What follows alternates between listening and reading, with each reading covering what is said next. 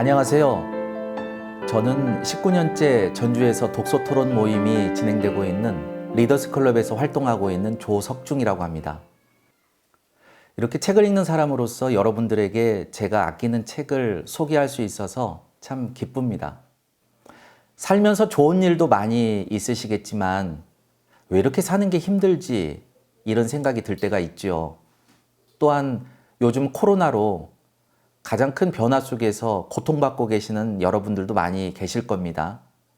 오늘 그분들에게 제 인생의 책을 한 권 소개를 해드리겠습니다. 책의 제목은 그래도 계속 가라 라는 책입니다. 이 책의 저자는 조셉 마셜이라는 분인데요. 교사이면서 역사학자 그리고 인디언 공예품을 만드는 장인이기도 합니다. 이 책은 할아버지가 손자에게 삶의 교훈적인 우화들, 이야기들을 이야기하는 방식으로 소개가 되고 있어서 읽기에도 아주 편한 책입니다. 책의 첫 시작은 이렇게 시작이 됩니다. 병으로 아버지를 잃은 손자가 할아버지를 찾아와서 질문을 하면서 시작을 합니다. 할아버지, 왜 이렇게 사는 게 힘이 들까요? 묵묵히 손자를 바라보던 할아버지는 삶에서 경험한 여러 가지 이야기들을 손자에게 해주면서 손자를 위로해 줍니다. 그 중에 마지막 편에 나와 있는 한 이야기가 바로 이 책의 제목이기도 합니다. 어떤 마을에 젊은이가 있었는데요. 그 마을에는 아주 높은 봉우리가 있었답니다.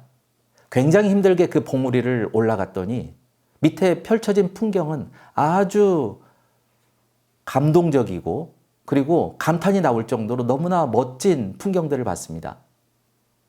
그것들을 마을에 내려가서 사람들에게 이야기하니까 사람들이 굉장히 좋아하고 자신들도 그곳에 올라가고 싶어 했습니다. 그런데 그 절벽은 너무나 가파르고 힘들어서 심지어는 그 절벽에 봉우리에 올라가다가 죽은 사람들까지 있었다고 합니다. 모두가 다 포기하고 있을 때쯤 그 마을에 사는 한 석수가 이런 제안을 합니다. 제가 망치와 끌을 가지고 시간이 좀 걸리겠지만 절벽을 계단으로 깎아서 만들다 보면 올라갈 수 있지 않겠어요? 하지만 사람들은 코웃음을 치고 말지요. 하지만 그 석수는 포기하지 않고 굉장히 오랜 시간 동안 심지어는 노인이 될 때까지 절벽을 계단으로 깎습니다. 마을 사람들은 그 절벽에 올라가서 보니 실제로 굉장히 높은 계단들이 펼쳐져 있는데요.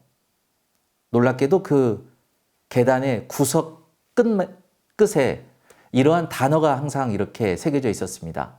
이 책의 제목이기도 한 그래도 계속 가라 라는 문구가 새겨져 있었습니다. 할아버지는 이 우화를 통해서 손자에게 이야기를 합니다. 삶이라고 하는 것은 우리가 경험하는 것이 모든 삶이다. 그리고 매 순간마다 우리는 어떠한 형태로든지 선택을 해야 된다라고 이야기합니다. 즉, 이렇게 책을 소개하는 것도 저에게는 삶이고 또한 이렇게 동영상을 시청하시는 것도 여러분들에게는 삶이라는 이야기입니다. 이 책에는 굉장히 좋은 구절들이 위로가 되고 힘을 주는데요. 그 중에 한 구절.